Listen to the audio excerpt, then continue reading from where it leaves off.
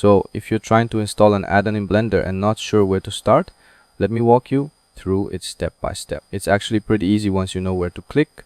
First, open Blender and go up to the Edit menu at the very top. From there, click on Preferences.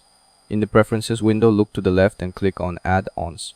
Now, at the top right corner, you'll see a small drop-down menu. Click on that and select Install from Disk. This will open up your file browser. Now, find the add-on file you want to install. Now, here's something important. If your file is a zip, Blender can sometimes install it directly, but honestly, a lot of the time it doesn't work. To avoid problems, unzip it first. Inside the unzipped folder, you should see a .py file. That's the actual Python file for your add-on. Select that file, click Install Add-on, and Blender will add it to your list. After that, just make sure the checkbox next to the add-on's name is ticked and you're ready to use it. And that's it, your add-on is now installed and working in Blender without any errors.